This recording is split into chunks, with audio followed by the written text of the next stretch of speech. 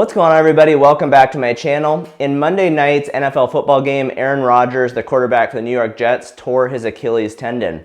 When I saw this, I immediately wanted to do a new video on Achilles tendon ruptures because the way that he tore it is the common mechanism we see in all people. So if this is an injury, maybe has been on your radar, or maybe you want to learn exercises to try and prevent it from happening, stay tuned for today's video.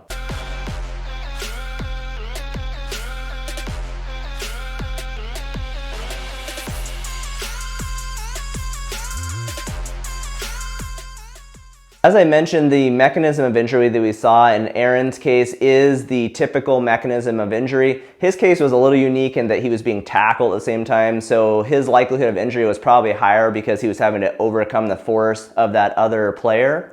But what we see if we look at the video here is that as he puts his foot back to push off, his ankle moves into dorsiflexion, and then he generates a strong calf contraction to try and run forward and overcome the force of the other player. And at this moment, we see his Achilles tendon rupture, and you kind of see a little explosion in his calf region.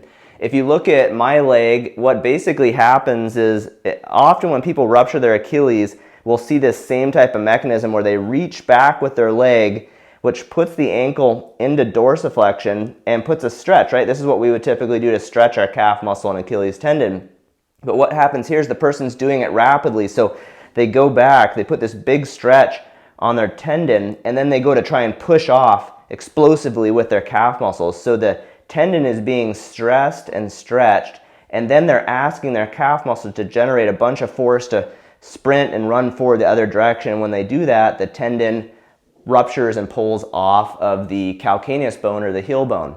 So injury prevention is never 100%. You could do all the right things, all the right exercises, and still have an injury, but we do know that when you strengthen the calf muscles and Achilles tendon, you are less likely to have these types of injuries. So I'm going to show 4 exercises you can implement to help prevent this type of injury from occurring. For our first exercise, we're going to look at stretching the calf and Achilles tendon. This is going to be that typical calf stretch that most of you are familiar with, where the knee is straight and you're stretching your muscles. We want to teach the calf muscles, gastrocnemius and soleus, and the Achilles tendon to tolerate this lengthened state where the ankle's in dorsiflexion, because again, that's the position where this injury happens. So if we have the mobility and flexibility in that position, and those tissues have that flexibility, we're less likely to tear them. So with these stretches, you want to find a wall to kind of hold on to, and you're just going to alternate putting your leg back with your knee straight and pushing your heel towards the ground. You can see that this is going to create ankle dorsiflexion. And again, most people have seen this because we use it often to stretch our calf muscles before we go running or whatever activity we're participating in. You should feel a stretch up higher in your calf muscles. I even feel it a little bit down into my Achilles tendon. What I'd recommend doing is performing this 2 to 4 times and holding for 15 to 30 seconds on each side. So you'd hold for a little bit and then just alternate to the other side. With flexibility exercises, it's usually helpful to do them every day to really help improve flexibility. So again, doing this is going to help prevent this type of injury because we're teaching these tissues how to move through this larger ankle dorsiflexion range of motion, which means if we have to get into that position in a sport or a more explosive activity, we're less likely to injure the tissue. Okay, so that's our first exercise, a standing calf stretch. For the next exercise, we are going to now start strengthening the calf and Achilles tendon. We really want to focus on strength exercises and plyometric exercises to make that tendon more resilient. So for this one, we're going to get back into a position where we're taking the ankle deep into dorsiflexion, but then using our calf muscles to control that movement through eccentric and concentric contractions. So what you're going to do is use that wall again, like you're getting back into the calf stretch, and I'm going to put one leg down and lift the other one, and then I'm going to do calf raises from this position. So a lot of times people do calf raises, they're just standing, upright next to a wall, and that's great, but this one's nice in that because I'm leaning, my ankle goes way down into dorsiflexion right here, and then I have to push back through that. So I'm taking my ankle through a wider range of motion, which again will help to teach that calf muscle and Achilles tendon to tolerate this position. I'm building strength through the entire range of motion so that if I have to put my leg back like this to push off in a sport-related activity, it will have the capacity is more likely to have the capacity to tolerate this kind of stress. So with this exercise, I would recommend going for 3 sets of somewhere between 10 to 20 repetitions. You can go as high as 25 to 30 repetitions.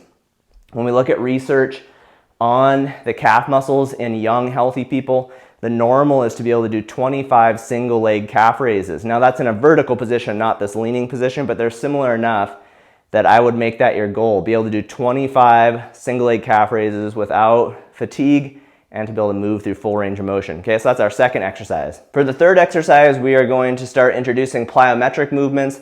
Our Achilles tendon, like other tendons, operates like a spring, so we have to condition it to store and release energy. And this is something a lot of people stop practicing as they get older. They might go to the gym and lift weights and do slow strength movements, but they stop doing jumping and sprinting, and those activities are important to keep our tendons healthy and keep them conditioned in a way that they can handle these activities if we need to do them. If you don't practice these, then you're more likely to tear tendons and tear muscles and things. So this next exercise here, again, is gonna move us into a position of ankle dorsiflexion, but in a little bit more explosive way, and teach that tendon how to store and release energy. So I call these Scizor Hops. And what you're gonna do is just basically hop back and forth in kind of a scissor motion. And you can see, obviously, that when my leg goes back, the ankle goes into dorsiflexion, and then I have to push to hop. And the nice thing about this is that both legs are working together, so it's not really stressing, one tendon by itself too much. So what I'll typically do for this is just kind of go for, you could set a time limit. Maybe you go for 20 to 30 seconds hopping like that, and then take a 1 to 2 minute rest, and then do, 2 to 3 sets. You could count the repetitions, maybe go for 20 to 30 repetitions.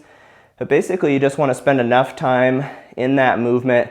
It's something you can practice every day as long as the tendon's not sore.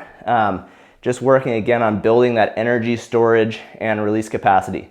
So that's our third exercise, a Scizor hop. All right, so our last exercise is going to be the most challenging for the tendon. So if this is all new to you, I would recommend doing the first 2 exercises, the stretch and the calf raise.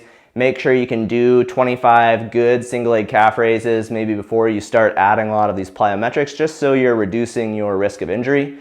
This last one here is going to be called a push-off plyo. And this is going to basically try to simulate that position where Achilles ruptures happen, where we're jumping back, getting ready, we're loading the Achilles tendon, getting ready to push off, and then jumping forward. So what you're going to do is work one leg at a time in the back. So if I'm working my right leg, I'm going to go for 10 to 15 repetitions here. And what I'm going to do is hop back and then push forward. So I'm hopping back in the dorsiflexion. My Achilles tendon and calf has to catch me eccentrically and then contract concentrically to hop back forward. So I'm essentially kind of simulating that position of kind of getting out of the blocks if I was a sprinter, or if I was performing a jumping activity, I had to jump backward and then forward. I am putting myself into that position where Achilles tendon injuries happen. So again, as I jump back, my ankle goes into dorsiflexion, I stretch the Achilles tendon, and my calf muscles are contracting at the same time, so there's a bunch of force on the Achilles tendon. As I practice this more and more, not only will my calf muscles get stronger, the tendon will get stronger, and the site where the tendon attaches to the bone will get stronger. So give these exercises a try. If you again, maybe you had an Achilles injury back, 6 months to a year ago, and you're working on making the area stronger. Or again, you could be someone who maybe you haven't practiced a lot of jumping, you haven't been strengthening your calf muscles, but you're worried about potentially injuring your Achilles. These can be great injuries to prevent injury. If you have any questions, put them in the comments section. I'll see you guys in the next video. Bye.